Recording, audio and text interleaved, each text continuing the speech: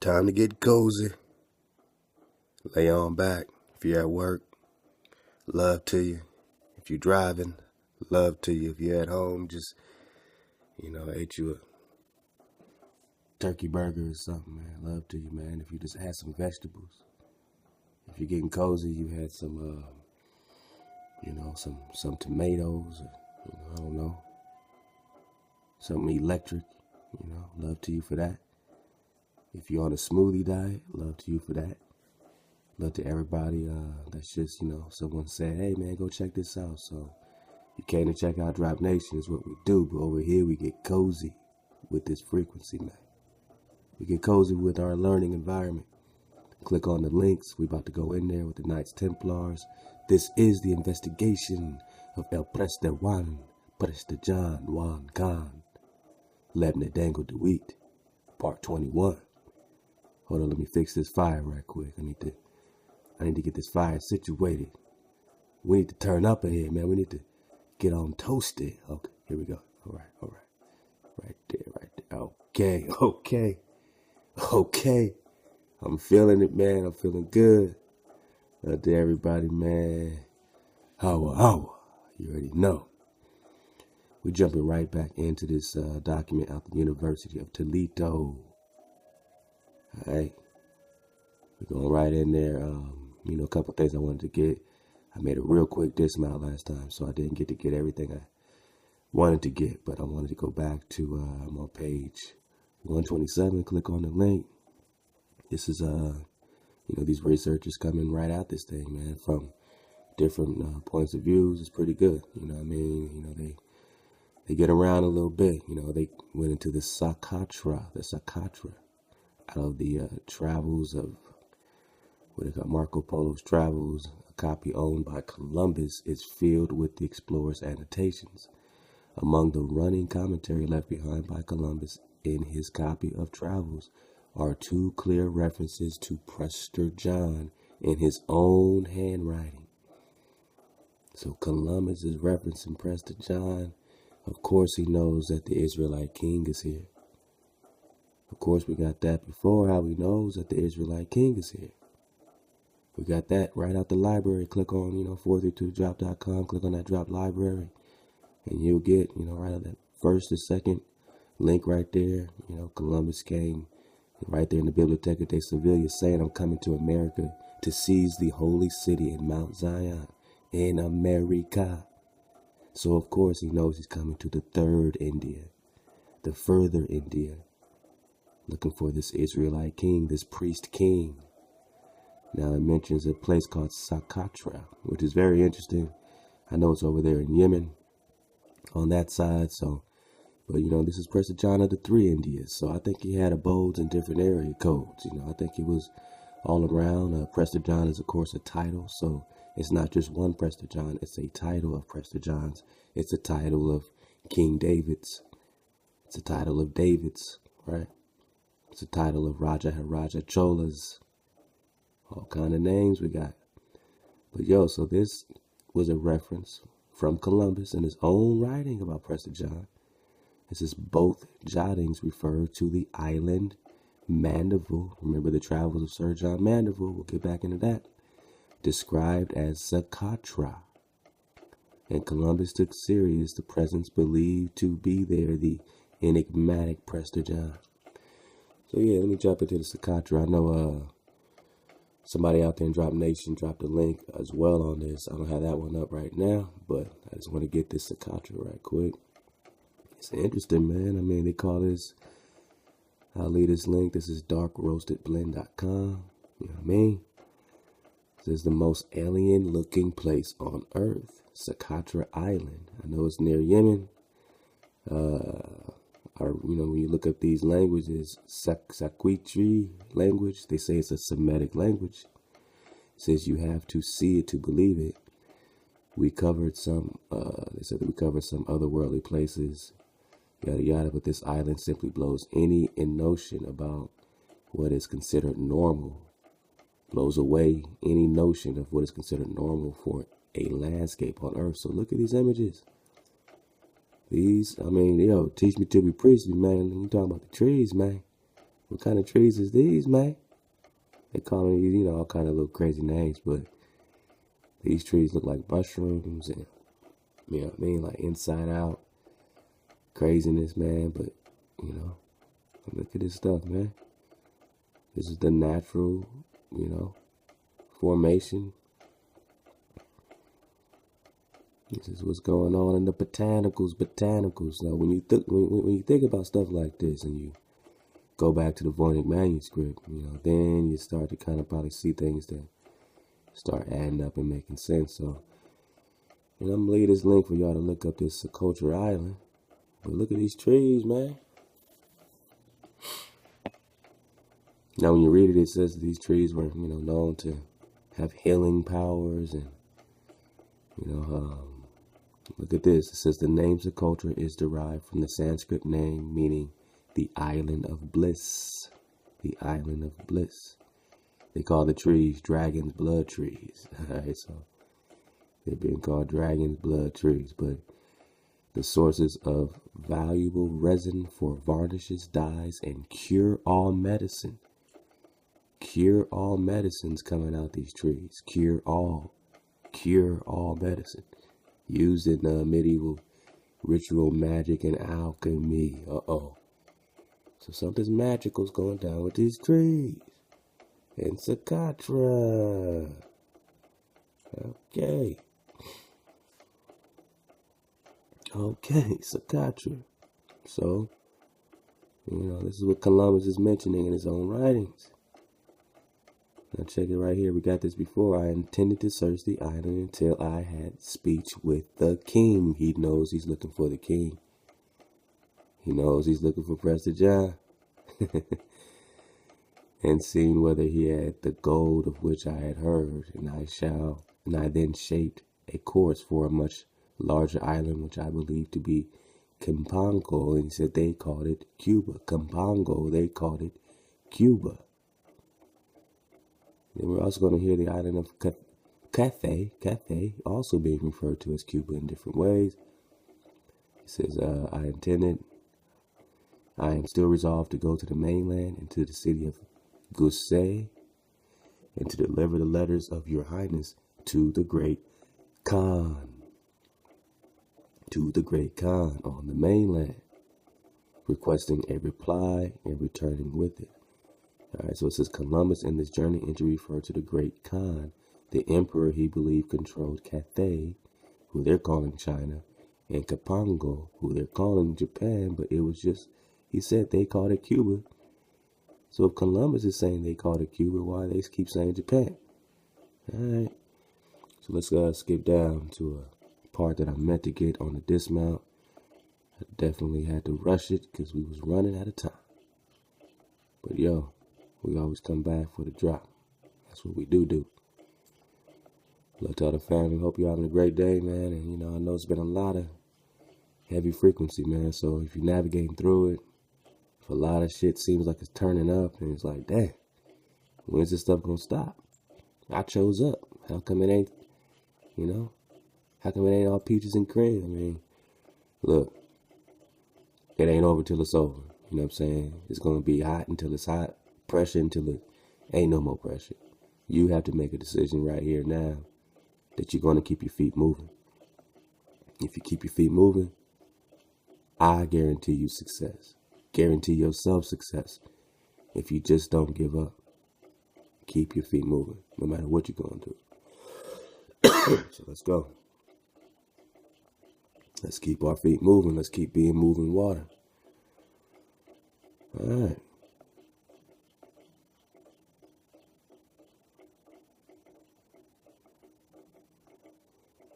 So you go to page 207. I'm still in the same research document from the University of Toledo. And looky here. What do we have? Chief among the European geographical traditions that Vischer included in this map. So we're talking about a map called New Plain and Exact Map of Africa, 1652. Now that's when we saw sort of a piece of this before. I wish I had the color version because you're going to see all these dark indigenous people. But if you look up this today, you're going to see a bunch of white people here. So they completely hijacked the map. They took all these dark, look at all these dark people. Ethiopian, you know what I'm saying, all this stuff, you know. So this is where they're getting Prester John. Let's get it. Alright, so chief among the European geographical traditions that Vischer included in this map is the presence of a powerful Abyssinian ruler. Now this is when they were still looking and, you know, considered him to be in so-called Africa. Then it was Asia, you know what I mean? Then they were still looking, and now Columbus is actually requesting audience in a speech with the king, looking for this priest king here. So they kept moving until they said, okay, he's in the farthest India. Columbus wasn't lost like you thought he was lost. Oh, I'm looking for India. No, he's looking for the third India. The third India. And that's what we got in part 20. Go back and get that. The presence of a powerful Abyssinian. Remember, we got that in etymology. It just means mixed or mixed multitude, or, you know, ruler. Who, this is the, you know, name of Ethiopia prior to it being called, you know, the Greek Ethiopia. It was Abyssinian. Now again, did you call yourselves Abyssinian? Probably not. Ruler who possessed vast domains in Africa continent, it says. So remember, Prester John was ruler of the three Indias. So he ruled all. King David had to drop on all that. But let's, you know, we're going to get it. We're going to get it. Prester John as depicted in New Plain. All right, so this is the depiction of Prester John in 1652. Now, this particular chapter, researchers are talking about how, you know, the image, you know, changed, you know. I think first with the Columbus, they were trying to just put him like a white person, you know what I mean? So it was a white image. Then they started kind of having to, you know, keep looking and realize, okay, this must be the area here and this must be this. And they had to accept this image, you know. And then, of course, it changes again, you know what I'm saying, as it gets into Lost Tribes and Promised Lands, you know, the whitening up of things, you know. People don't want the current population to know these things, so it's not in your history books. As much influence as Prester John has had on all history, it is not in your history books, and that's why we have to get it here at the drop. So it's just a figure, Prester John, king of Abyssines, depicted on Vischer's map. Shows evidence of an evolution in European visual representations of the legendary priest king. The skin color of Prester John is decidedly darker in color than in earlier European representations of the priest king. Again, first they had to make him look like them to say, oh, we're looking for a Christian. He's a Christian. Then he became a Nestorian Christian, and they had to differentiate and know that they were looking for, oh, this king must be in Ethiopia. And so they had to make it make sense. And then they said, okay, well, he must look like this. All right. Then they're still looking for him here. But they're still looking for Eden. They're looking for the terrestrial paradise. And they know that this particular kingdom is connected to the terrestrial paradise. You think it's a myth? Well, they want you to think it's a myth. So we're going the opposite way. Just by default. All right, so European representation of the priest king, though lighter in tone than many contemporary depictions of sub-Saharan Africans. So he made him lighter than Africans, and the facial features of the subject possesses characteristics substantially more African than European. Yet Prester John also wears an elaborate European-style crown, beckoned with precious stones, implying that the artist believed that this monarch was a king of substantial wealth and power. Moreover, Vischer's Prester John is arguably more European-like in depiction than any of the other monarchs chosen for the map. Alright, so European-like to them is whatever the fuck, you know what I mean? But the four African kings are depicted wearing an array of exotic headgear featuring items such as feathers and horns, while the king of Morocco wears an enormous round turban similar to the headpiece worn by the Ottoman Sultan. And we got about how Prester John, was straight up beefing with the Sultan. And he said even the Sultan had to pay him tribute. And we got that earlier. I believe it was in this document here. So get that in part 20. Go back to part 20 and get the drop. And get 19, 18, 17, 16, all the way back to 1 if you need to. Take your time with this because, we're really digging something. We know whatever we're digging here. You know what I mean? You know how it is if you're out there hiking and you go off the path and you're like, damn, this is a different path. This is a road less traveled. This is a road less traveled. But we've been traveling it, and we're in part 21. So kings and queens to you. So the king of Morocco wears an enormous round turban similar to the headpiece worn by the Ottoman Sultan. Alright? Suleiman the Magnificent. Many contrast the Prester John as depicted by Vishnu even by his ornamentation, even has ornamentation similar to the fleur de lis. We got a little bit of these fleur de lis, but we should go back there. So closely associated with the heraldry of the French. So yeah, love to the brother Chris Duncan who gave us some great job on his fleur de lis, which we got to go back as we get reminded of it. All right, so it's gonna get into this Africanized, Prester John, and how these images started changing and all that. And I wish we had these in color, but definitely go back and get this link and write it on out. Write it on out. Now let's see, I want to get a little bit of his conclusion here.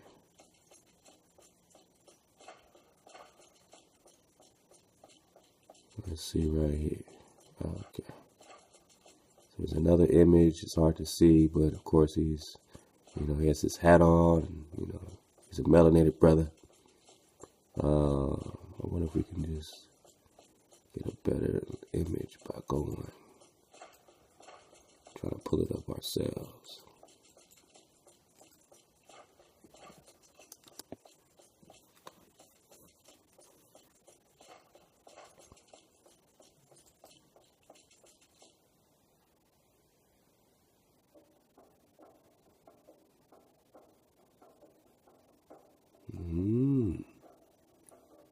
Come on, don't be penning just because those be too small.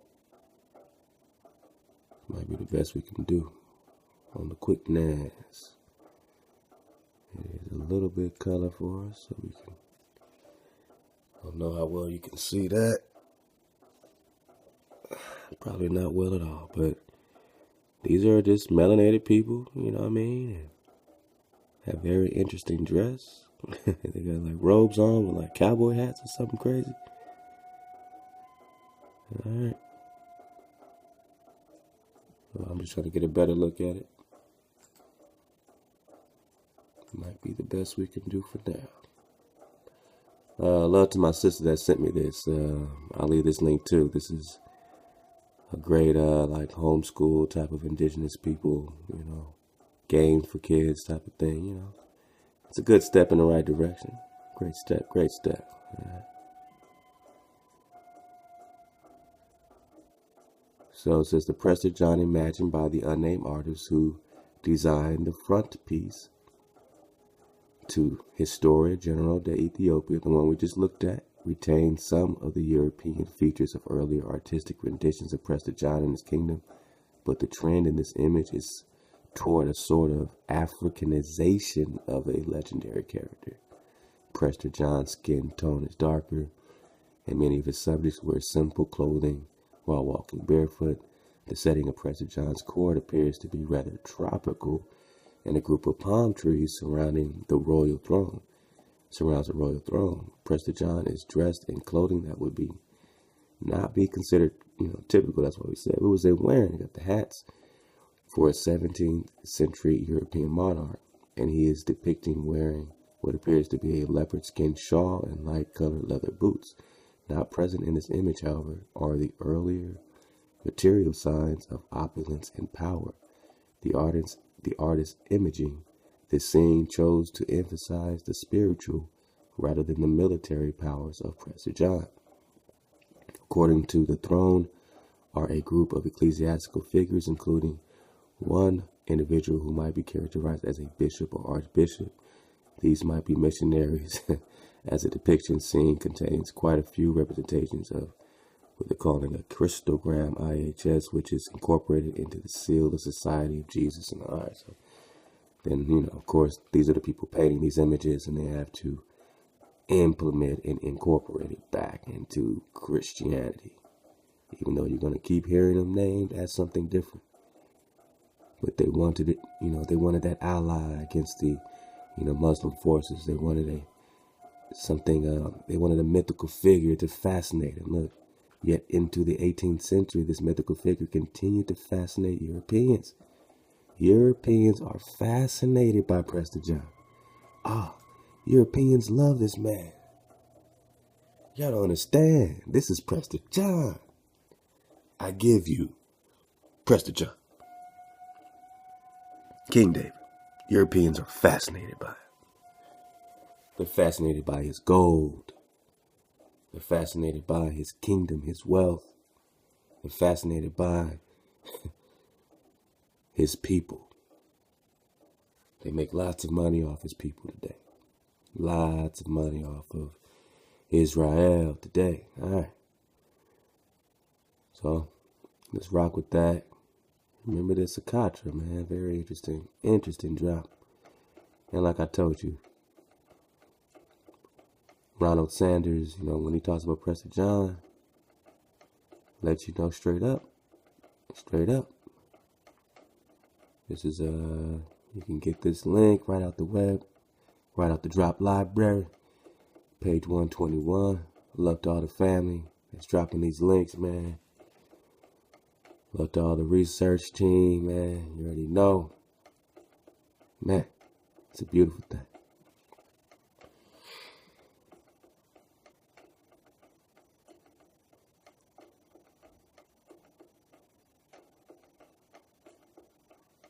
He too was a living symbol of the demystification. So you keep hearing about this demystification of the East.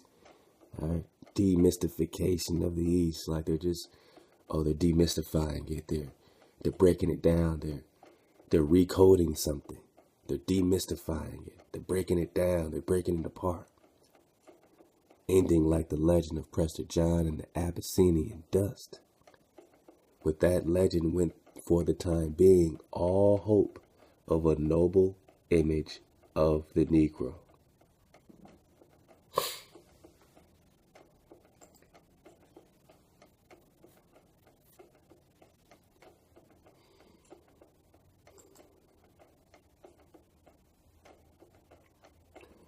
With that legend, we're going to get into legend, even the legend of Moses and Mosoch, the foundational legend.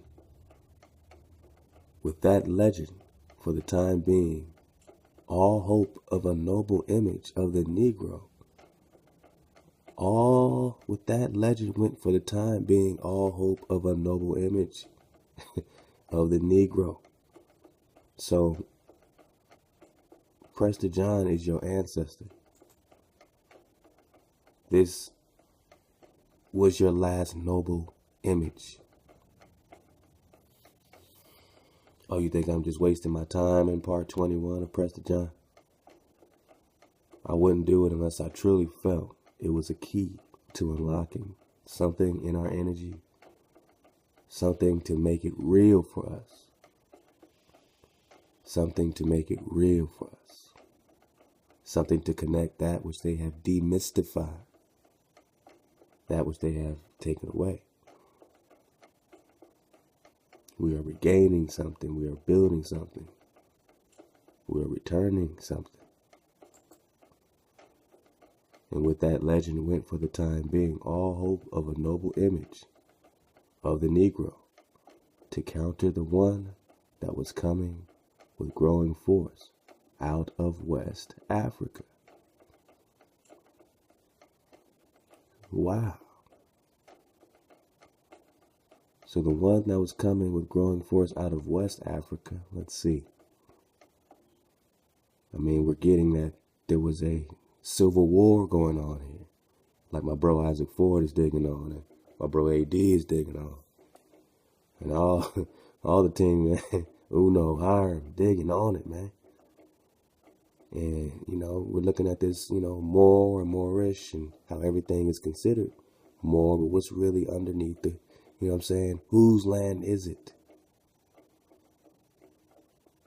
See, El Prester was against the Christians. They were just trying to, ally with them, but they were trying to ally with a ghost until they really figured out what time it really was, and then they just wanted to take him down.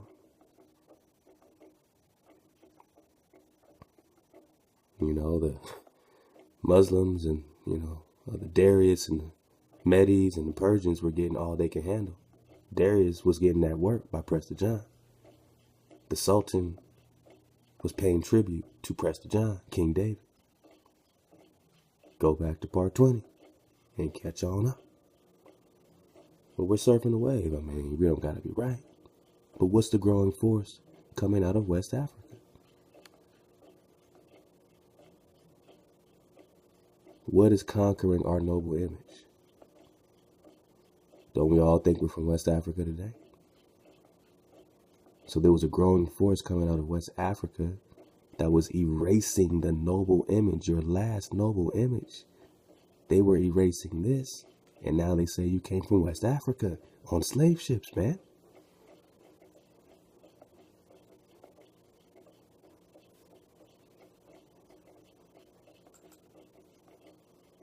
With that, legend went for the time being all hope of a noble image of the Negro to counter the one that was coming with growing force out of West Africa. One of the most vivid depictions of the West African image now taking shape in the minds of many Portuguese can be found in the Esmeralda de Citis Situ Orbis, a geographical and historical handbook of the African coast, written about 1508 by Duerto Pacheco Piero, from which we have already quoted with reference to Master Jacome of Majorca. Pacheco had worked for years as a civil servant in various parts of the growing Portuguese Empire and had intimate experience of the African slave trade and all its ugliness. So when they keep saying African slave trade, remember, they got you from here and brought you there.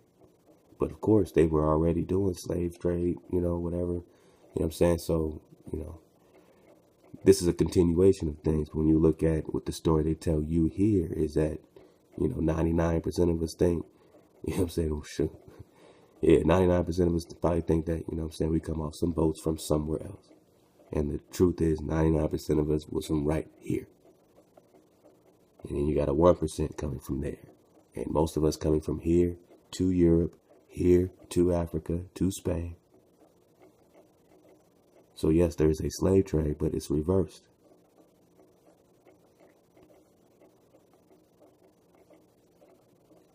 For a poor horse, you can receive here 6 or 7 slaves.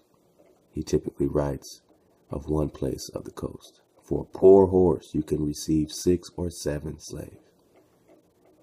The captain who is engaged in this barter should guard against these Negroes, for they are bad people. The loathing that permeates his descriptions begins gradually to extend to the physical characteristics. So he just starts talking bad about everybody. All right. But that's the image that now took over the young European mind of the brute black, of the ugly black, right? Of this savage black. And the last noble image you had was right here. Now they say you were savages. Columbus came over here and discovered savages. And you read right here that he was coming over to meet with the king to see if he had the gold. What is really popping? I mean, how does Montezuma really fit into this? Are we staring at him? Or is that another depiction of another thing? That's all we were given, but yet the priest king and his Israelites were rocking here. So it seems like this story was just knocked out, but Columbus was looking for him across the river, the Samat from the Israelite king. So let's keep going. Let's keep going.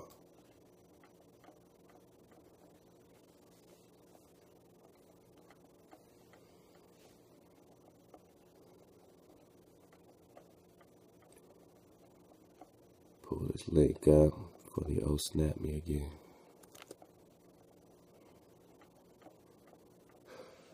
Get cozy, y'all. Remember, we getting cozy.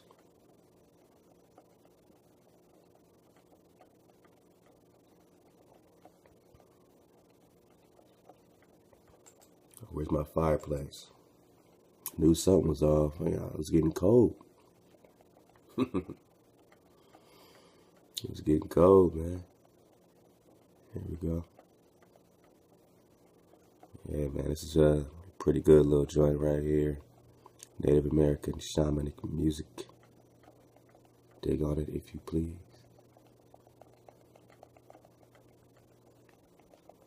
You know, hold on as we navigate through a little bit of this internet static, a little turbulence. You know, sometimes it gets a little bumpy when you get cozy.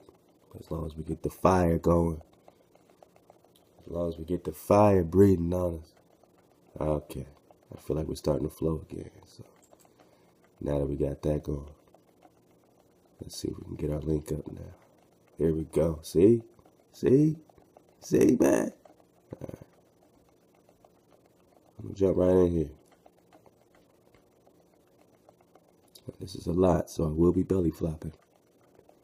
But I want to jump right on in.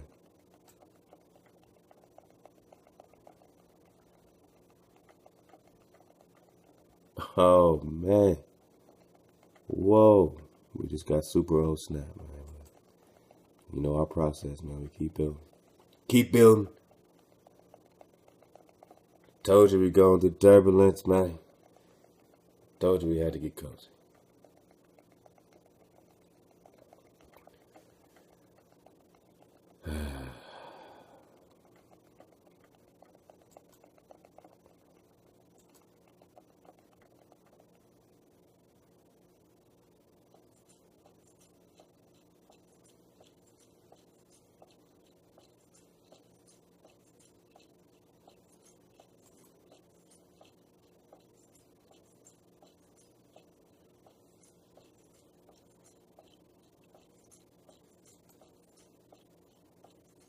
All right.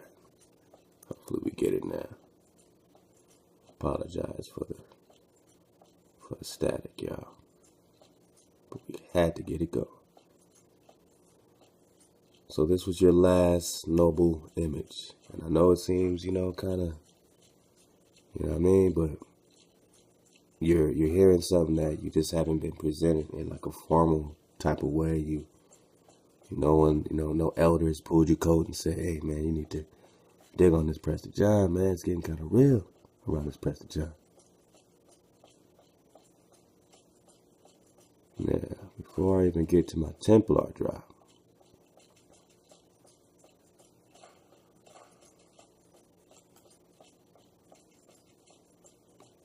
let's get this link back up. You see how they just snapped all my links, man? Oh, man. Oh, man, when I catch these motherfuckers, man, one day I'm going to catch these motherfuckers. All right, here we go. So we got some of this link before in previous parts. I want to get right into how we are talking about King David here. Now, King David. All right, let's go back. In the spring of 1221, the report was circulated among the victors that in the east, King David, either the son or nephew of the presbyter, we're talking about Presbyter John, had placed himself at the head of 3 powerful armies and was moving upon the Mohammedan countries. Now, we got into this Thoth frequency. We got into the OSB, how Thoth also says he incarnated as Muhammad. It's the same Isis, the crescent and all that. It's the same Alat, Ashereth situation, Isis situation. Same energy. It's the same energies our brothers are carrying along today, worshiping Baal, and they don't get it. They don't get why they're more interested in more Moorish treaties and all these things that they have to cut deals for without truly claiming it all. Because you need the creator for that. There's no loophole between us and the creator. So it says King David, either the son or nephew of the presbyter, had placed himself at the head of 3 powerful armies and was moving upon the Mohammedan countries. An Arabic prophecy foretold that when Easter fell on 3 April, so it's an Arabic prophecy, the religion of Muhammad would be abolished. This occurred in 1222, and many expected that King David and his host would offer their support to the long-awaiting army of Frederick. I know. King David. What is he talking about? King David? Wait, are we talking about the same King David? Let me just click on King David right quick.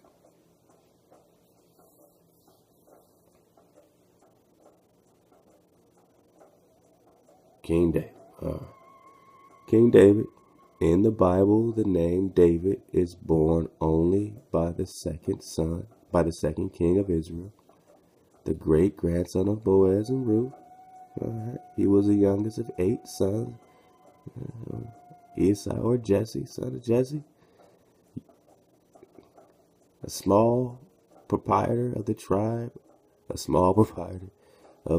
of Judah, dwelling at Bethlehem where David was. We're talking about King David, man. Now I know what you're saying. This might be your first time. So let's just do it like this, man. I'm going to interrupt our tribal rhythm to take a small commercial break into the parallel timelines in history for 2 minutes and get it like it's the first time because you like King David. What are you talking about King David in the 12th century?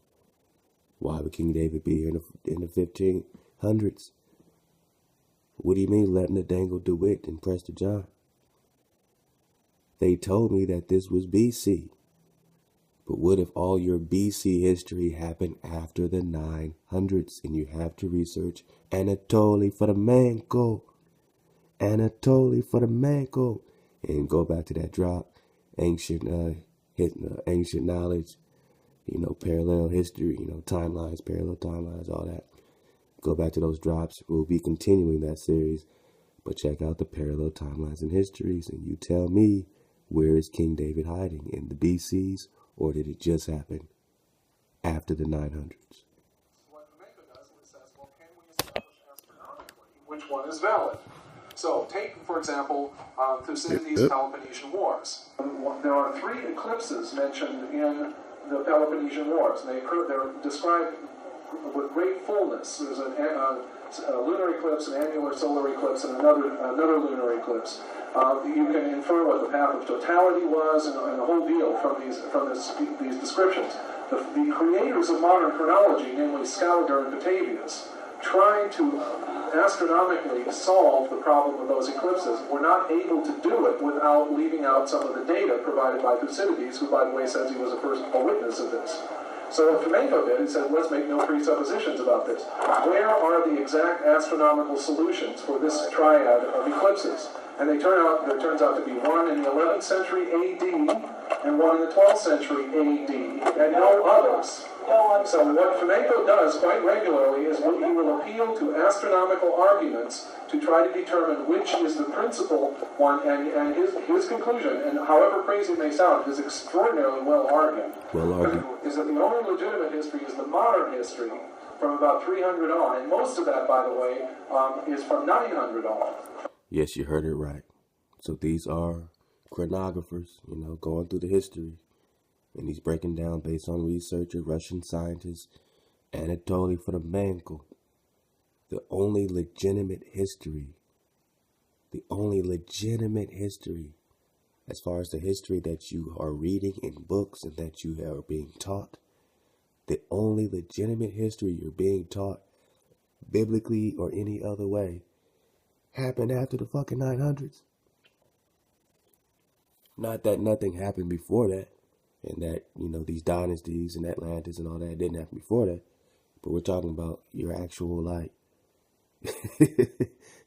your history, man. Most of your freaking history, man. The legitimate part of your history. However crazy it may sound, it is extraordinarily well argued, is that the only legitimate history is the modern history from about 300 on. And most of that, by the way, is from 900 on. From 300 on, we got like statuary documents and things like that. He thinks most of the things that we think of as historical events really did happen. But the question is when and where, and maybe, of course, how many times. And he thinks, well, it didn't happen 10 times, it only happened once. And most of that stuff happened after 900. Yeah. Most of that stuff happened after the 900s. So based on that premise and the possibility, what are we talking about here when it comes to King David? And why would he be springing up in documents in the 1200s? And we got that letter of King David from the 1165. So King David's popping up, man. Research it. All right. You got Otto van Friesing. Does not mention the exact year of the battle of the Eastern Conqueror, the Persian Sultan. So this Persian Sultan is conquered. All right. So, you know, the mythical journey to Rome of a certain patriot John, Prester John of India, of the three Indias. They're saying in 1122. So whether it's happening in the 1200s, whether it's happening in 15, whether it's happening in both, and the Prester John in the 1500s is just a descendant of the previous Prester Johns. All that it can be in play. You know what I'm saying? I'm rocking with all that. But let's get back here. King David, either the son or nephew of Prester John, all right, had placed himself at the head of three powerful armies and was moving upon the Mohammedan countries. In Arabic prophecy foretold that when Easter fell on the 3rd of April, the religion of Muhammad would be abolished.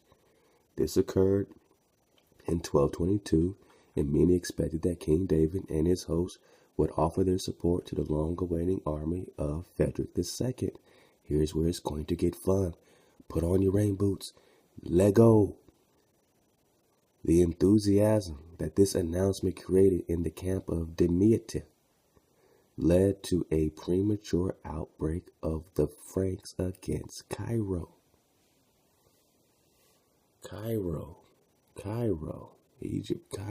Egypt, Franks. Recon the Franks. And you're going to get their connection. But all we got to do is this. Oh, man. I gotta get my old snaps back. Here we go. One at a time. First thing I gotta do is get my rhythm back. We got our fire going. Okay. Fire's burning. Yeah. We back. Now I can get cozy. So we're talking about the Franks. Love to Jesse Ben for connecting so much. So many babies in this bathwater. We're just talking about the Franks. You know, we're trying to make a correlation. I'm not saying that all of Andros or Andrews were good or on the right side of things. Some were on the other side. Not all Moors were this, and what they're calling Moors were that. This house of Andros was a huge house. The Clan Ross was a huge clan. You had a lot of divisions, so I'm seeing Andrews on both sides. You know what I'm saying? I'm seeing, you know, a lot of a hijack coming out of this way. Some ways coming this way. It's pulling. I see the trace all over the place. You know, but it seems to be case by case. You know what I mean? So this is from the writers of TripWatch.com. It shows that the Rus were part and parcel with the Franks in forming the Knights Templar. Right on time. Alright, so the Rus, Clan Ross, Lady Andros, Lost Tribes of Andros. I mean, shit, we're just talking California and Andros Island, and, you know, all that. But, you know, we're just trying to surf the wave. We're talking Rus, we're talking Russia. We're talking King Charles Andros II was a steward of the noble house Andreas, Andros, Andrews. So he's going to play. And this, it shows that the Rus were part and parcel, or they were connected. They were allied with the Franks. So the Rus and the Franks were allied in forming the Knights Templar. Let's keep going. And this supports my findings that Franks and Russians, Rus, right? The real Russians, Clan Ross, and Rus were from the same stock of peoples, the red ones. The red man, the copper-colored man. The red man, the copper-colored man. Interesting. So you saying the copper-colored man formed the Knights Templars, man? I mean, when you talking the copper-colored man, you talking the Russian truth, man. I mean, what's really going on with these, what they're calling red Creole? Oh, man. Red and black roses, and called them color roses. From there to the present, we have white separation, colored laws, slave mentality, black and white, stereotyping in the Americas. Taking a trip to America was like taking a trip to Mars. That Charles II, the Black King, didn't want to make, so he chose Sir Edmund Andrews, and his many relatives. Oliver Cromwell, not able to leave for America himself, wanted King Charles I had to enrich him. King Charles I had to enrich himself. So I guess he wanted his head. Oliver Cromwell wanted King Charles I's head to enrich himself. He and other members of the Parliament had the king executed in 1649. Many Andrews, Andersons, Ross, and others left England for America in the early 1600s. Okay. Now, we just talking.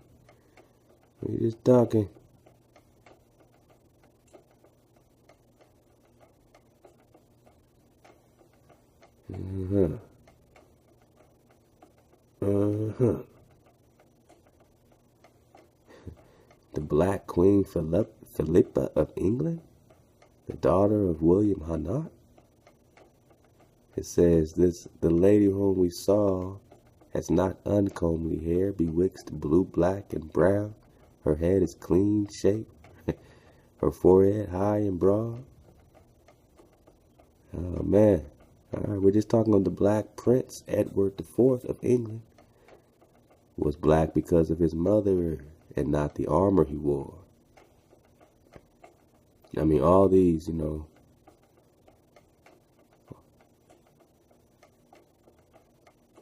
Yeah, I see some interesting drop here. I'm just surfing the wave, man. It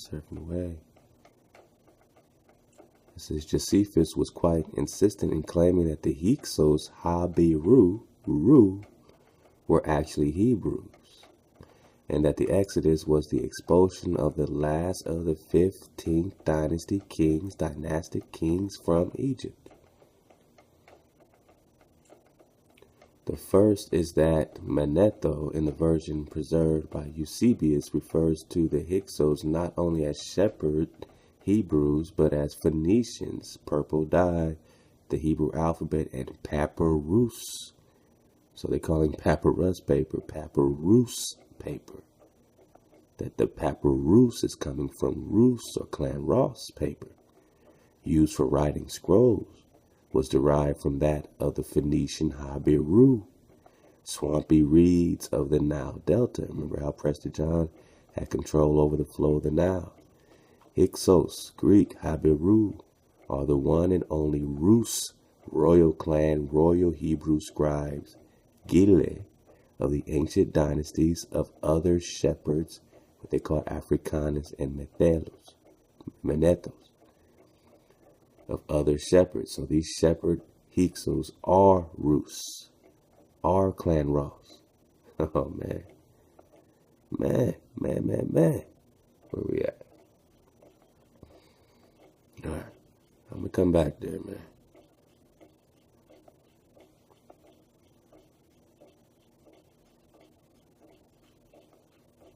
I want to get on this Amadeus. Amadeus Andros, right quick.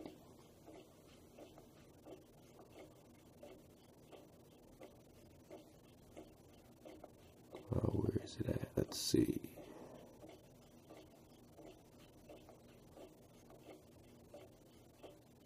All right, it says, on the morning of 6 June 1637, Amias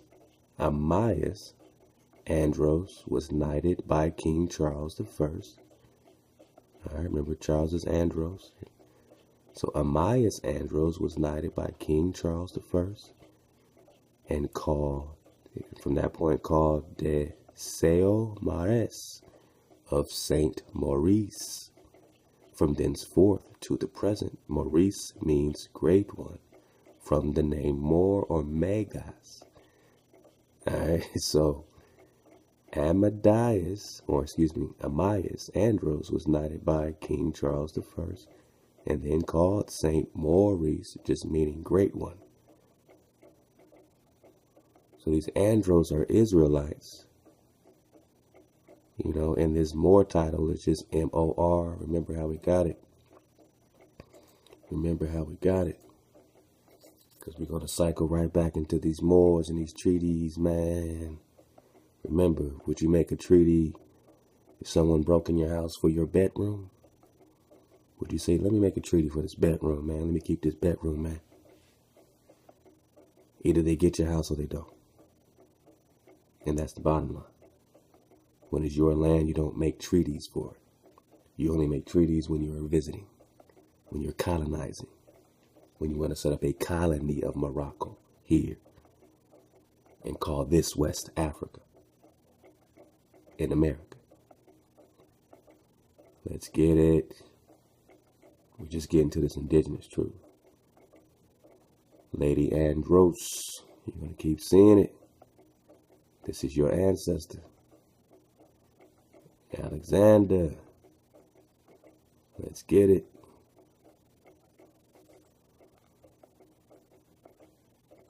Flow with me. Flow with me. Oh, man. We get into the Dravidians. Oh, man. Okay. All right. Oh, man.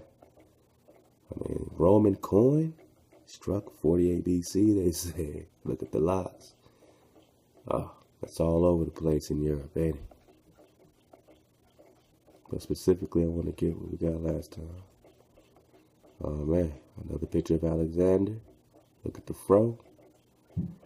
We already went there with Prester John and Alexander. Now we got Saint Maurice. Now this is Maurice. And his name is what?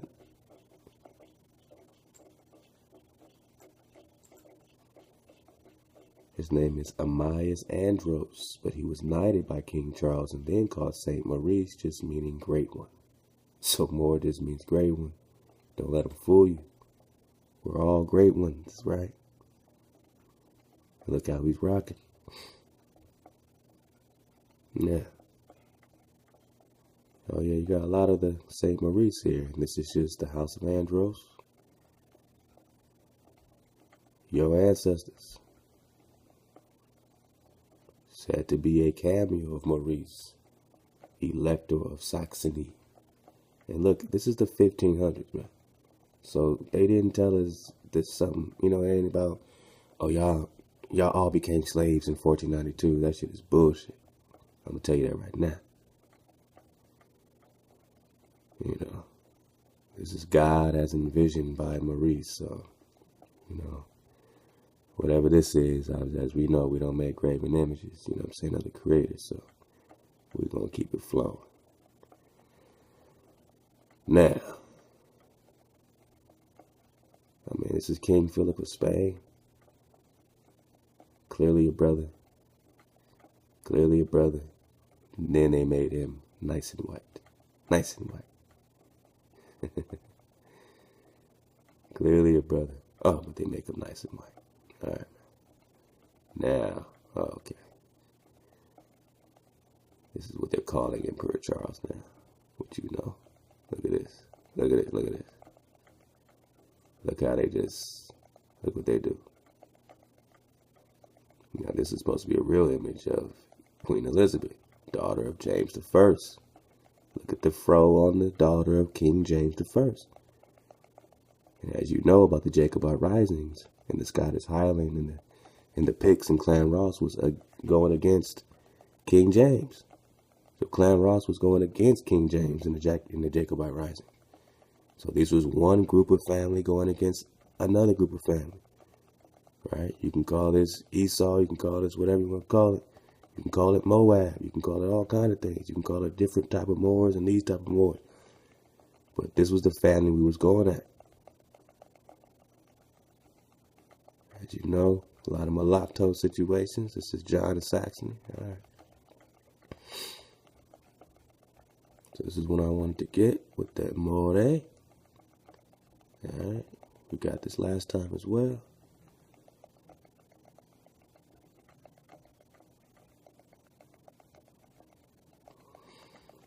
The Moor surname in Scotland is thought to have been a topographical or topographic name for someone. So it's topographic is based on where you're at. All right, it's not your bloodline. It's just topographic is where you're at for someone who resided near a moor. By residing topographically near a moor, you're a moor or heath.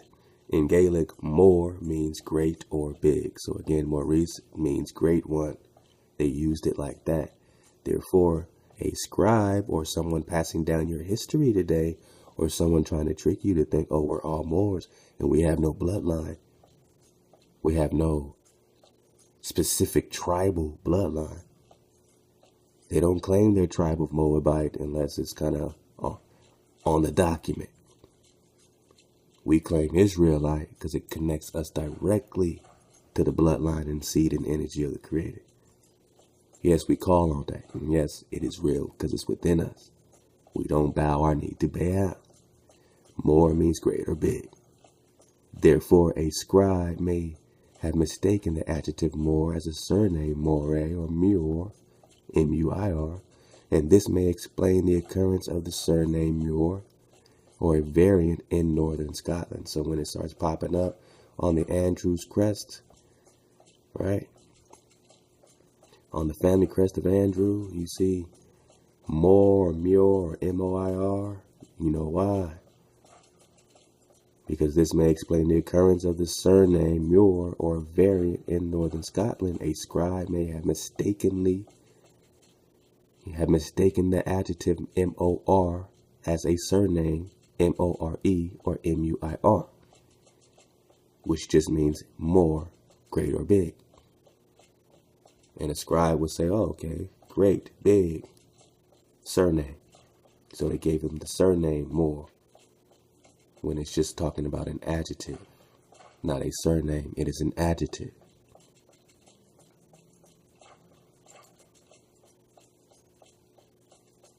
So we get into the St. Maurice and we get back to the Rus and Franks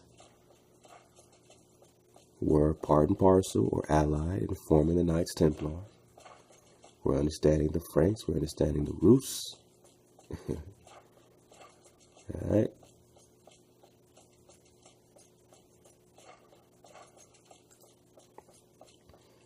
Now we can get back here and say King David, or let's see, the enthusiasm that this announcement created in the Camp de Mita led to a premature outbreak of the Franks against Cairo, against the Sultans, right?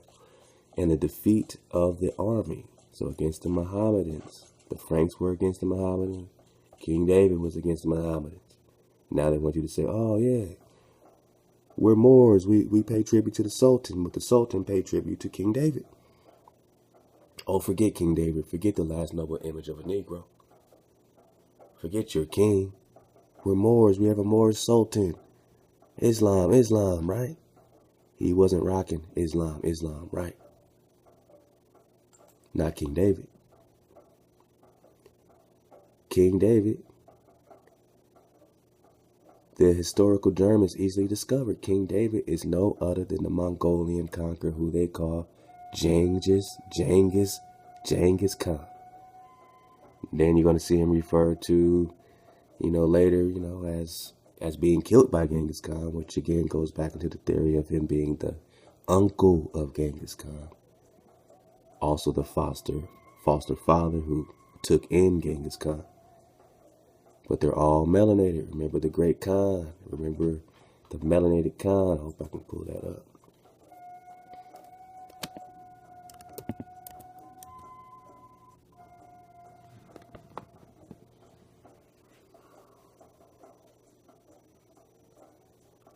Let's see if I can get it quickly.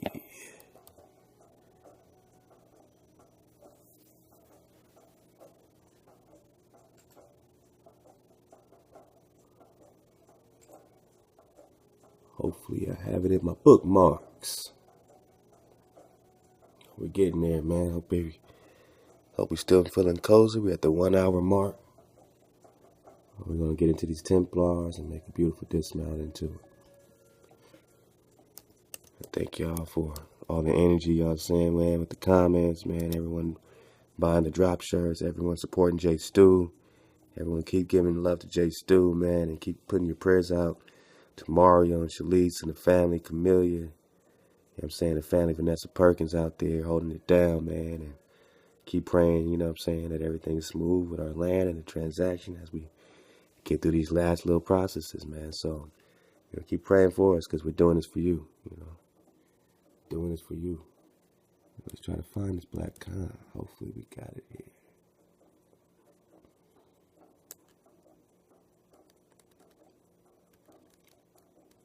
Where's my Khan? Come on. Oh man. I really want it. I really want it. How bad do I want it? Kind of bad. Kind of bad. Let's see if I can get it this way again. I mean, that's how bad I want this picture, man. I thought I saved it for y'all. But let's get it.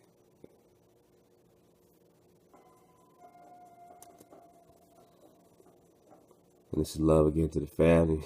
He sent me this wonderful, wonderful joint, man. He said, man, I've been sitting on this, man. My man Dub Style said I was sitting on this, man. The homie Cal, we dropped this before, but it's worth a double feature. It's worth a double drop. Let's see where we at. Let's see where we at.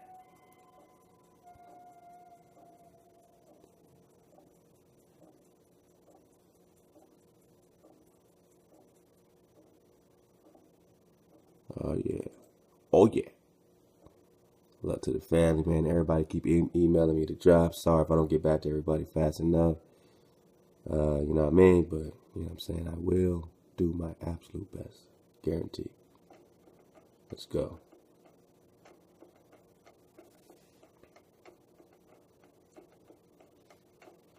Now looky here. Let's start with the description again. Prince Michael of Chernigov, a Rus, but we know this ain't no Rus here, right?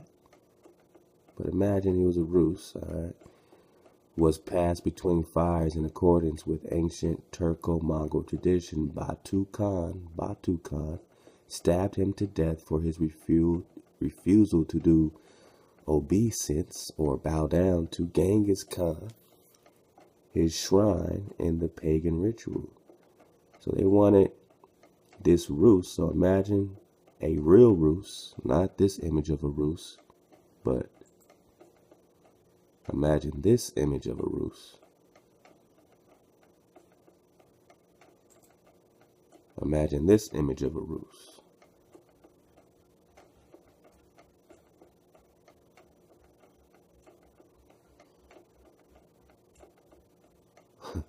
Imagine this image of a Rus.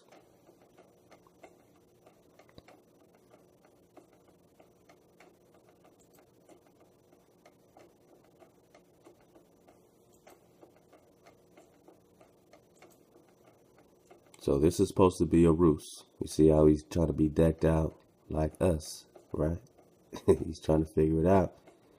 Now, Rus was passed between fires in accordance with the Turk-Mongol tradition. So these Turks hijacked their way into this Mongol Kiryat family. Now, Batu Khan stabbed this Rus to death for his refusal to bow down to Genghis Khan's shrine in the pagan ritual. Well, if he's a Rus, then he's an Israelite, and the Israelite would not bow down to the shrine of Genghis Khan. And instead of bowing down, he died. So we got to look up this Prince Mikhail. Alright, because apparently he was stabbed to death for doing the right thing, not worshiping no idols and no pagan ritual. Now it says, note that Genghis Khan is depicted as a black man. Painting by Russian painter Smirnov. Alright, get your Smirnov. Note that Genghis Khan is depicted as a black man. Bang.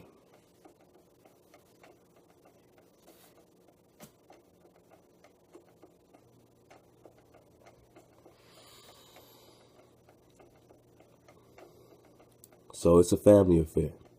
You know this guy's supposed to be a black man, and he's a black man. So I've heard that, he's the, what I'm saying? Prester John is the blood uncle of Genghis Khan. And that is a bloodline. It's a family affair that's going on with these so-called Mongols. But one hijacked the other. And now they're doing pagan rituals. Now they're doing Turk-Mongol tradition. But look into this Prince Michael. You know what I mean? And this is your black Genghis Khan. Note that Genghis Khan is depicted as a black man. Okay, so we can take that with us right here. When it says King David is no other than the Mongolian conqueror Genghis Khan, who at the time with his three legends pushed forward toward the west, and in most sanguinary battle annihilated the power of Islam, the sultans. Prester John and I annihilated the sultans. He and his many successors were favorable to the Christians. I wonder why. And adverse to the Mohammedans. The Mongol kingdom also surpassed all Asiatic principalities by its display. But the name of David given to the eastern conquerors still remains explained. So now we're going to differentiate that. And now this is the third stage where we're going to actually apply it, I think, more correctly to where it shows Genghis Khan, basically, not that it's completely accurate, but they're saying killing King David. Now, there's no evidence of, none of this stuff. If this is really King Solomon, then how did he die? So, there's no evidence of the death, of Prester John in 1202. We don't have that. But this is the story, so I'm just saying we're surfing the wave and don't get linked up too much. Oh, he died here, because they don't have the evidence of the actual death. All right, so again, Prester John has the fountain of youth, but they all got to have conclusions to their stories. So it says here they had risen up against their own ruler, King David, murdering him and his father. They're saying in 1202. So is this a further or earlier lineage of this, Prester John here, this King David here? Either way, we're talking about a King David that was murdered in 1202. The Speculum Historiale of Vincent de Bourviers says, in the year of our Lord 1202, after murdering their ruler David, the Tartars set about destroying the people. Certain historical facts form the basis of this remarkable report. Alright, so then they get into, this mentions that Bar Hebraeus mentions that in 1006, the Mongolian tribe of the Kiryats, that was a specific tribe of the Mongols that Prester John was ruling, in Upper Asia had become Christians, parentheses, Nestorians. And again, etymology, that just means you come from a renowned king of wise counsel, a wise, famous king, which we're linking right back into King Solomon, King David. So, we just talked about the Franks. We discussed how that goes right into this Franks and Rus formed the Knights Templar. So let's keep going here with that train of thought. Let's see what we can do.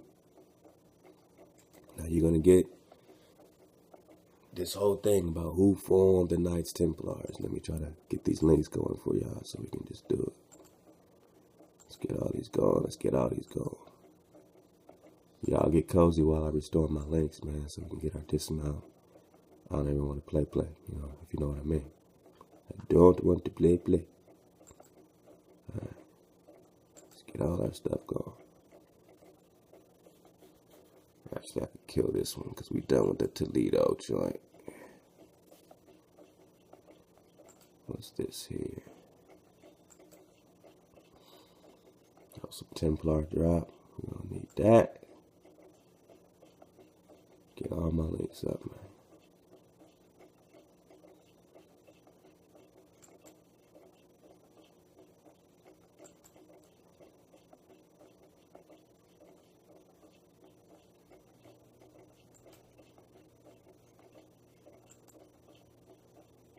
Alright.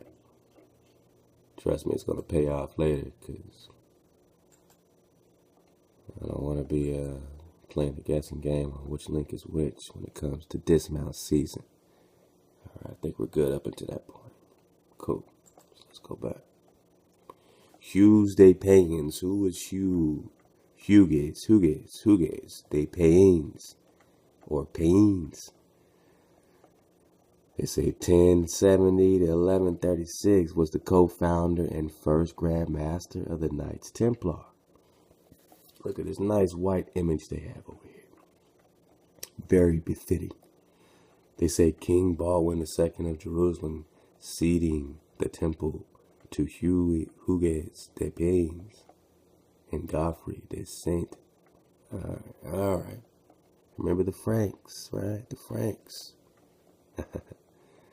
Was the co-founder of the Knights Templar. No early biography of Hugues de Payans exists. They don't know who the fuck he is. Nor do latter writers cite such a biography. None of the sources of his later career give details of his early life. We don't know where he came from. Information is therefore scanty and uncertain. Embellishments depend partly on documents that may not refer to the same individual, partly on histories written decades or even centuries after his death. Damn. What's up with all that? Why they hiding this guy? Why don't you get no history on him? Not even in Wikipedia. Alright, let's just keep going. This is another link. White Knights, Dark Continent. Interesting, right? We're going to belly flop into this and keep it pushing.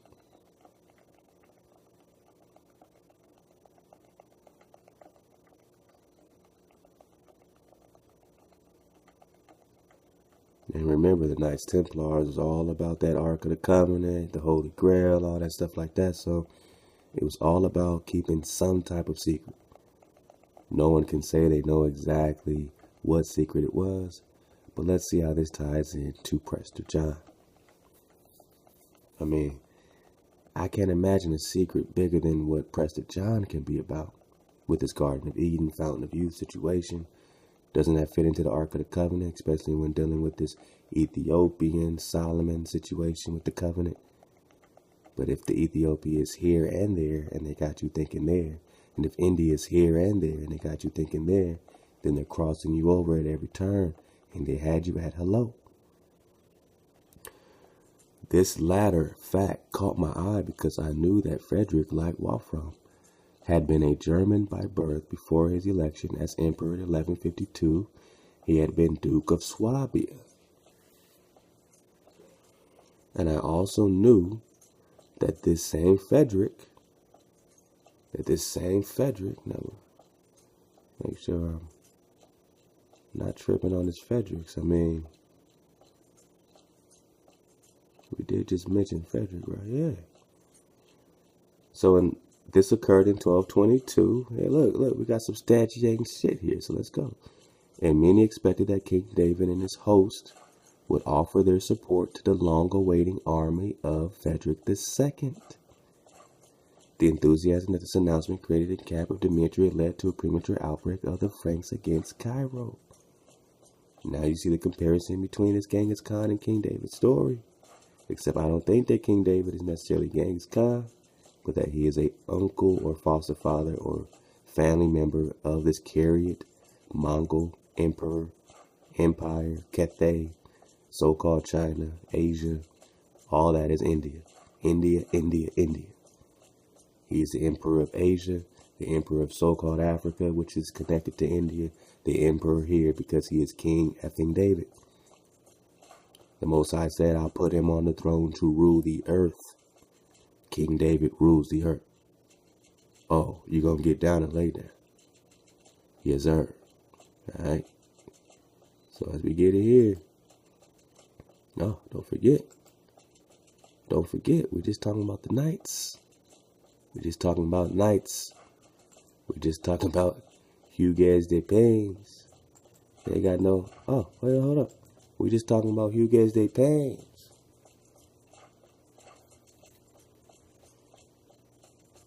Now you see the Jerusalem cross here. This is the Knights Templar. This just look like literally my big bro.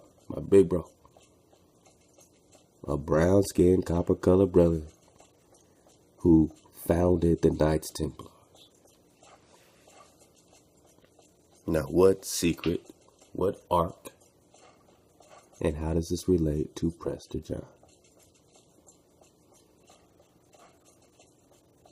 I also knew that this same Frederick had been one of the two monarchs specifically named amongst the various Christian kings. We just got that he's an historian. Alright? And you get the drop in previous drops about that. But you do the etymology, and you just get old kings renowned for wise counsel. So they're hijacking him. They want to recruit him into Christian kings, to whom the letter of Prester John had been addressed in the year 1165. Investigating further, I learned something else. Something that turned out to be of major importance. Kiat had been closely associated with the Knights Templar, who, according to Emma Jung's study, were considered to be guardians of Solomon's temple. Of course they're guarding Solomon's temple. I also knew that it was from Solomon's temple that the Ark of the Covenant had mysteriously disappeared in Old Testament times. I was therefore excited to discover that in Parzival, Wolfram had described the guardians of the Grail as Templars and had referred to them flatteringly as a noble brotherhood who by force of arms had warded off men from every land, with the result that the Grail had been revealed only to those who had been summoned to Monalveshe to join the Graal company. So you got this secret order. They're protecting what? Solomon's temple. They're protecting the Creator's secrets, it seems. So who are these people protecting the Creator's secrets? Now you're going to have them hijacked into different things. I'm going to show you a video later. Brothers, bringing in the Baphomet situation with the Moors. And it's very interesting. The Muhammad Baphomet situation. The connection there. And everyone has their versions of what these secrets were, and they can spin them this way and spin them that way, but this is how we're surfing it, and we're connecting this simply through these andros. And who are these andros? The house of Andros, from the race of St. Andrew and the kindred of the kings of Jerusalem. Kindreds of it. So these are the literal bloodline of Jerusalem. These Jerusalem kings that formed the Knights Templar. That formed the Knights Templar. That formed the Knights Templar. We're going to get that next. Now, this is a little blog site. Someone says, who guys? Girl Teach On says, come on now. Don't hijack me now. Hugues des Pains. Pains was a French nobleman of Moorish royalty. Moor. Back to the Moor. Are we talking about You know what I'm saying? Are we simply just talking about great or big? Big or great?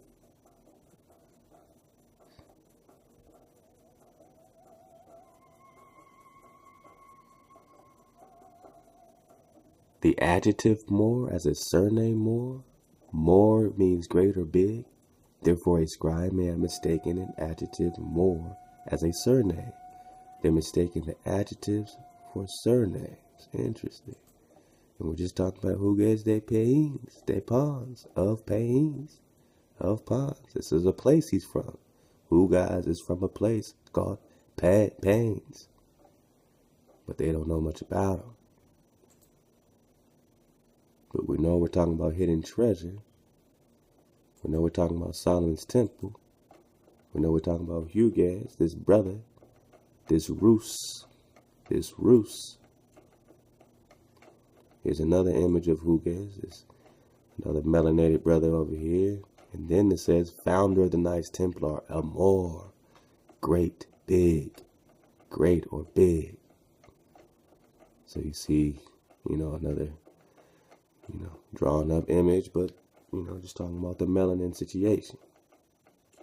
And when you scroll here, you're going to see a lot of these black knights. Sir Elon, a true knight of Camelot. Yes, they were Moorish knights. Were they protecting Moorish secrets, or were they protecting Jerusalem? Are they being hijacked are they being colonized by the Moors? Like we were colonized by Ame'rican. A Moorish royalty. Well, we know he's royalty.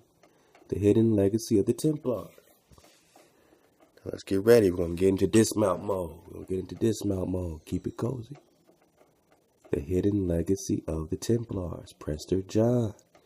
In the year 1145, the German bishop Otto of Friesing reported in his Chronicon a most astonishing episode. The Pope, he reported, had received a letter from a Christian ruler of India, they say, whose existence had been totally unknown until then, and that king had affirmed in his letter that the river of paradise was indeed located in his realm, the river of paradise. Bishop Otto named as his intermediary, though whom the Pope had received the epistle, Bishop Hugh of Gabal, a town of the Mediterranean coast of Syria. Is this the same Hugh? Could it be the same? Alright, I don't know. Let's just go.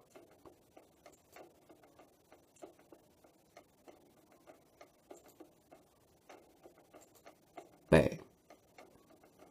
Alright. The ruler, it was reported, was named John. Okay. Interesting, man. Interesting, right? So this Bishop Hugh of Gabal, town of the Mediterranean Sea, the ruler, it was reported, was named John the Elder, or being a priest, Prester John. One more time. Bishop Otto named as an intermediary through whom the Pope had received the epistle, Bishop Hugh of Gabal, a town of the Mediterranean coast of Syria. The ruler, it was reported, was named John the Elder, or being a priest, Prester John. He was reputedly a lineal descendant of the Magi. Got that before, the Magi. These Enoch magicians, right? Who had visited Christ the child, they say. And this is their, you know what I'm saying, when East meets West type of situation. He defeated the Muslim kings of Persia, right? And formed a thriving so-called Christian kingdom in the lands of the ends of the earth. The ends of the earth. Columbus just found y'all, so-called Negroes, in the ends of the earth, where Prester John was rocking, defeating Muslim kings. He was defeating the Muslim kings. But now, we should be Moabites.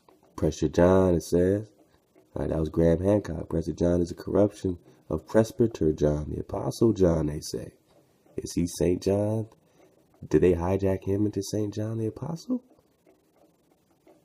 Emperor Johns of Byzantine? Oh, we're going to get into these Byzantines, man. I got to go quick. Let's go. All right. Knights of Christ. They have the Portugal Knights of Christ. They have the churches of Libelia.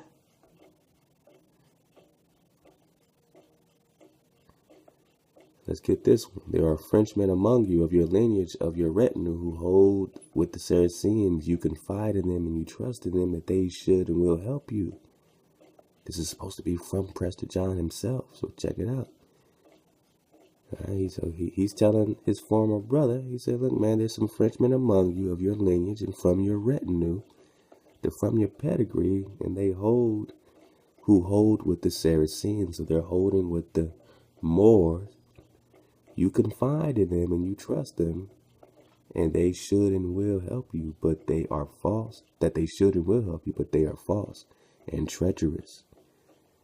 May you be brave and of great courage, and pray do not forget to put to death those treacherous Templars. So here we see, some people could read this as, oh, he's calling the Templars treacherous. Or you can read it as, great courage and pray do not forget to put to death those treacherous Templars, like those who are committing treachery against the Templars. Those Templars who are treacherous, those treacherous Templars, those treacherous Negroes. Am I calling all Negroes treacherous? No, I'm calling those treacherous Negroes treacherous. And it appears to me that he's saying do not forget to put to death those treacherous Templars. Those who are breaking the law, breaking the covenant. And that's a Prester John letter written in 1165, they say. We got that, I think, in one of the earliest, it was before part 10, I know that. So let's keep going. Let's keep going.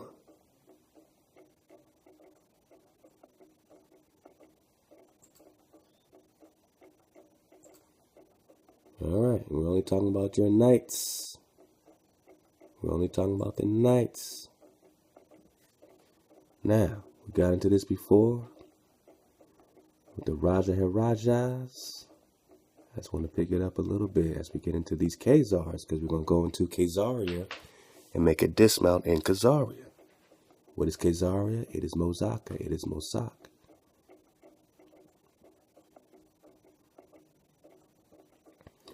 This braggartide, we got into David Slauson and this braggartide. We'll get back into this, trust me, so don't trip. Princess Tamara, right? We got into the Tamaras, Rajas, it's all connecting. Married the Khazar King David of Taman.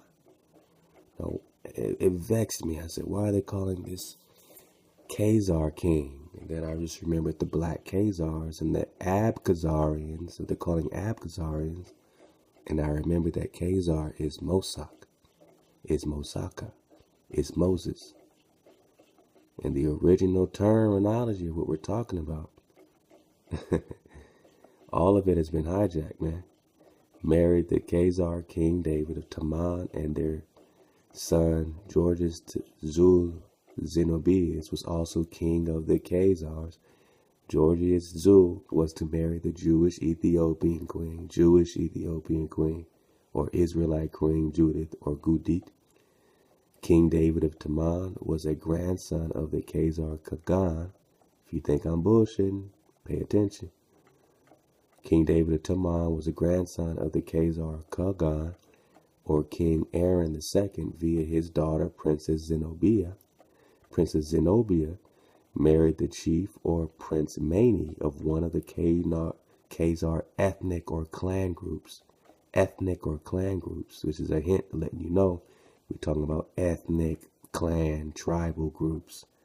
The original Khazarians, or Mashika or Mosacha, that came from the Siberian homeland of the Kumans, called Zingu Empire. They were the descendants of King Hosea, the last king of Israel. So we're not talking about the hijacked Khazars you hear about now, about these Khazars, so-called Jew Khazars. We're talking about the Khazarians, the original ones of that territory. Before it was called Khazaria or Kasari, it was Mosoch. It was named after Mosoch or Meshi or Moses. Mosoch is Moses, and it's the tribe of Moses. So we're going to get it. Let's try to go. All right, so these were the descendants of the king Hosea, the last king of Israel, and his warrior horsemen from the tribe of Menasseh, who fled into the east and eventually established a Manassite kingdom north of China. Whoa. So we got a kingdom north of China. We got into the David Soslan, which is Raja Hiraja, the David Soslan. We got into the Prester Johns being David Soslan. He's called David Soslan and Prester John or Raja Hiraja. Oh man. Jadaron, Raja Hiraja Chola II. All these are names for the same Cholan emperor of the three Indias. Three Indias again. Columbus knew about the three Indias. Prester John is the emperor of all of the Indies. Let's keep going. All right, cool. Where's my Mosoch drop? Here we go. Let's jump right into it for the dismount.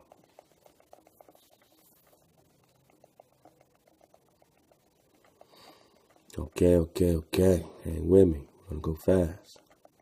The making of Christian communities in late antiquity and the Middle Ages. Go back, some months ago we got a great drop, hours on this Mosoch drop, but I'm going to get it real quick here. I'm just talking about Mosoch, the founder, Moses, the founder. Where are they hiding Moses? Where are they hiding the foundational legend of Moses? Mosoch, the founder. In the early 5th century, Philostrosius, my man Isaac Reed did some great drop on this Philo, wrote another ecclesiastical history. Philostrosius was a native of Cappadocia. That is Turkey. That is Byzantine. That is Khazaria. That is Khazar. That is Mosoch. Now listen to how this applies to Moses. And grew up in the shadows of the great Cappadocian fathers. Despite their prominence, Philostrosius did not embrace their vision of Orthodox theology. Instead, he and his family accepted the doctrines of Eunomius, another Cappadocian theologian, whom Basil and Gregory of Nyssa would personally discredit and vilify. So they vilified the OG. They vilified what they called Orthodox theology, which was just the law. Nor did Philostrosius remain in Cappadocia, since eventually he moved to Constantinople.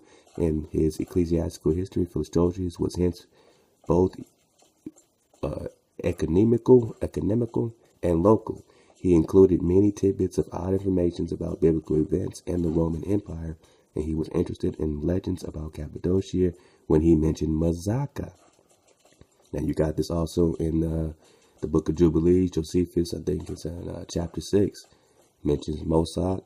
Get that again when he goes into, when we might get a piece of it with the tribes of Japheth. So they're hiding the tribe of Moses in the tribe of Japheth, and they're calling it Mosoch. And he leaves a little hint. He says, there's a mark on, this is, for those that are able to understand, there's something about this tribe. And he's putting it right there. And he's calling it Mosoch, which is also Mosoch. The original name for the city that eventually became Khazaria. When you order a Caesar salad, you're ordering a Khazar salad. Khazaria. These are your black Khazars from Mosoch, the founder. And who is this? The original name for the city that eventually became Khazaria. He noted that this name was derived from Mosoch, the founder of the Cappadocians. Mosoch is an intriguing primal ancestor.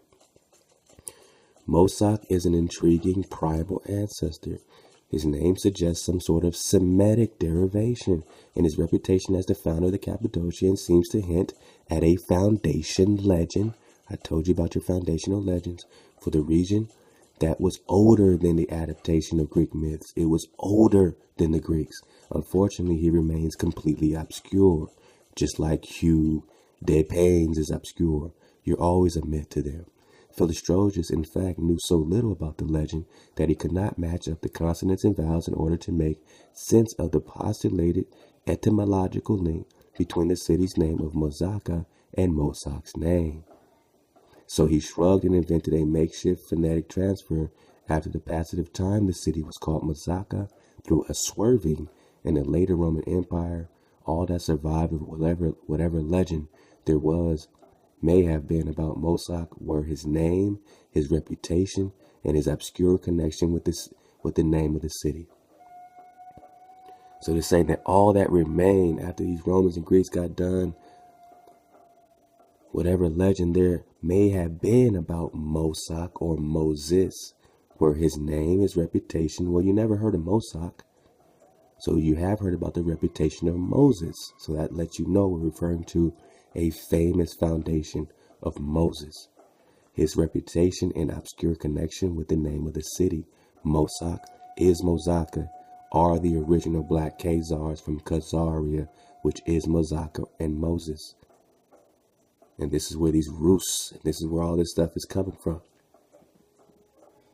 The myth of Mosoch, the founder, was a lost memory, a fragment of an abandoned past, a casualty of the adoption of Greek mythology, or the imposition of Roman rule, or the expansion of Christianity.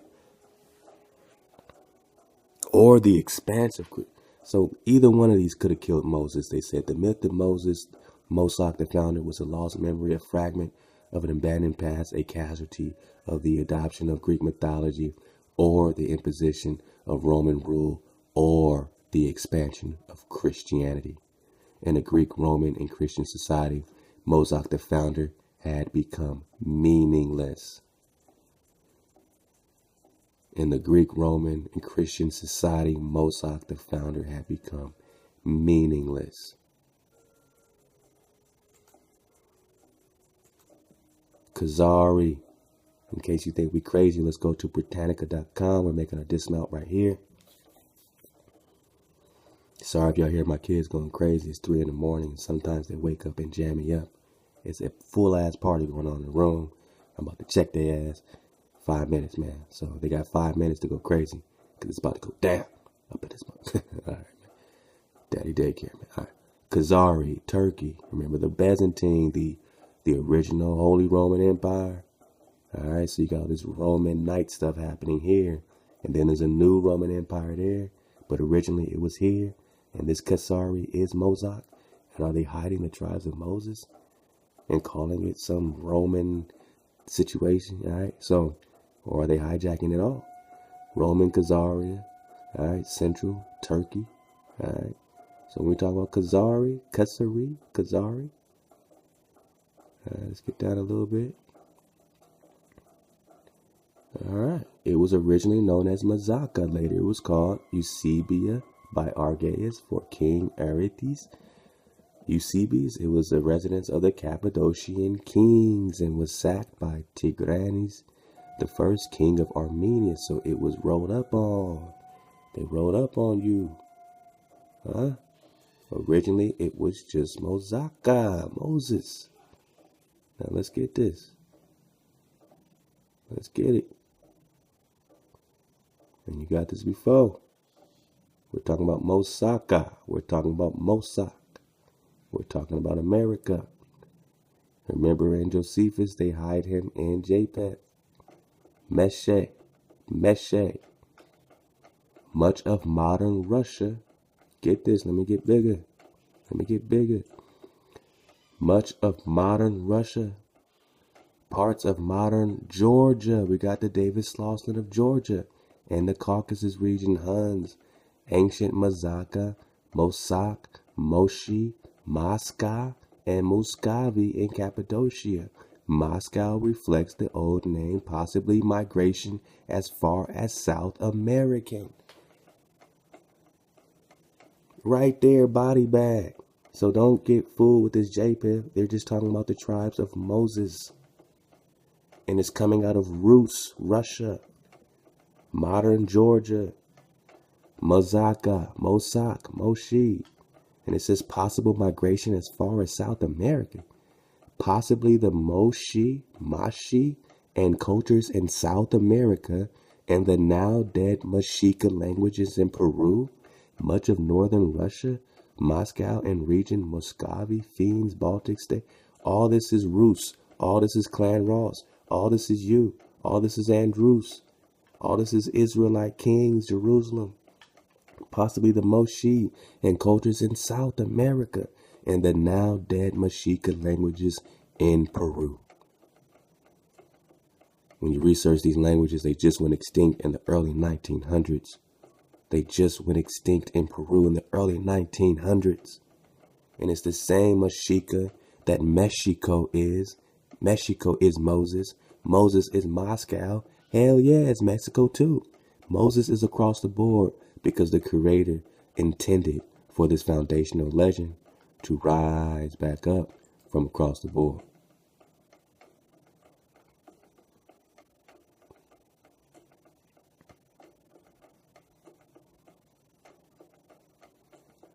He preferred to mention Mosoch the founder and Mosoch the region's original founder and the city's original name, even if the shards of their memory left him puzzled about the connections, rather than wanting to forget old legends about Cappadocia.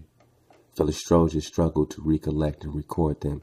He was still trying to remember the past. And I'm telling you, we're only talking about Prester. We're only talking about the Knights Templar. We're only talking about Hugues de Pains. We're only talking about Hugues de Pains, the Knights Templar. They are protecting the Solomon dynasty. They are protecting the Ark of the Covenant. And this is your king. And David will reign again. This has been part 21 of the investigation of Prester John. Stay tuned. We're digging on it. Hope you are enjoying a continuation of your year. And I look forward to our new year and our new harvest and our new redemption. Stay up. Suit up.